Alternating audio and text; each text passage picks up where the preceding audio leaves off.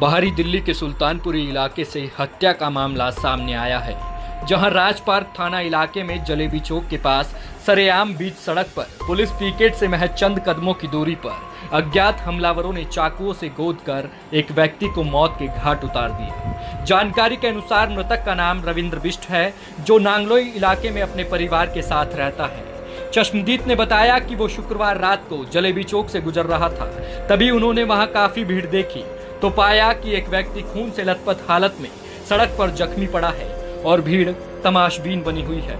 उसके बाद उन्होंने वहां कुछ लोगों से मदद ली और घायल व्यक्ति को मंगोलपुरी के संजय गांधी अस्पताल में भर्ती कराया, जहां इलाज के दौरान उसकी मौत हो गई। इधर पीछे बैक साइड में वो उनकी लाश पड़ी, मतलब पड़े हुए थे, वो जिंदा थे और भीड़ लग रही थी काफ़ी, कोई उठा के नहीं राजी था। फिर हम और एक भाई और थे और एक बंदा और था, उन्होंने उठा के हमने रिक्शे में डाला और संजय गांधी ले गए। तो क्या हुआ था एक्चुअली? अब पता ही नहीं है, उनके बाद में पता चला उनको चाकू मार रखा है।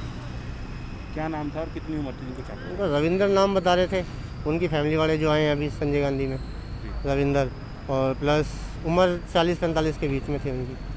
मैंने 43 लिखवा दी थी वहाँ पर। आप ही लेके गए थे अस्पताल? हाँ, मैं और 2 जने और थे, हम 2 जने ले गए, 3 जने गए थे। तो कौन सी जगह है, कहाँ पर इंसिडेंट हुआ है? वो वहीं पे पीछे बैक साइड में।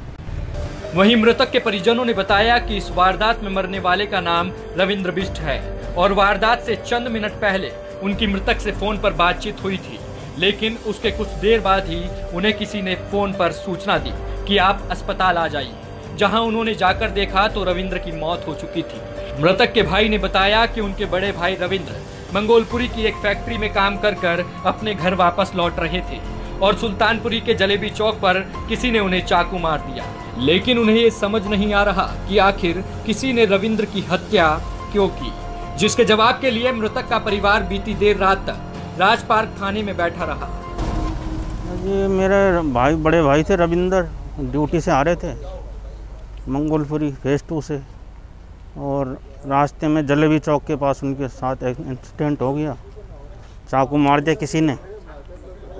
और हमें तो इस बारे में पता नहीं, जब हॉस्पिटल में उनको लेके आए, जब हमें कॉल आई फिर हम आए हॉस्पिटल। क्या पता लगा आपको यहाँ पे? यहाँ पे पता चला कि उनकी डेथ हो गई। और क्या पता लगा, कौन लोग हैं, क्या है, कुछ जानते हैं आप? नहीं जी, हम तो किसी को ऐसे नहीं जानते। आपको क्या लगता है कोई रंजिश रही है इस मामले में? ऐसी तो कोई लड़ाई झगड़ा आपका, कोई रंजिश किसी से? नहीं, उनका ऐसा कोई तो रंजिश नहीं थी किसी के साथ, लड़ाई झगड़ा ऐसा कुछ नहीं था उनके साथ। घटना सर हमें तो कुछ मालूम ऐसे कुछ हुआ नहीं था। कॉल आई थी हॉस्पिटल से और बोला गया है कि कुछ बात हो गई, किसी ने बोला हमारे को। उसके बाद हम सीधा हॉस्पिटल ही आए, पुलिस ने कार्रवाई करी, जांच पूछ की। उसके बाद हमें कुछ पता नहीं है जी, पुलिस कार्रवाई अब रिपोर्ट लिख दी है, क्या होगा आगे ये अभी कुछ। क्या इंसिडेंट हुआ है, क्या पता लगा आपको? कौन है जिनके चाकू लगे, वो कौन है और क्या आपको पता लगा? सर वो तो हमारे भाई हैं, सगे बड़े भाई हैं, लेकिन रविंदर है जी, और ड्यूटी से जा रहे थे।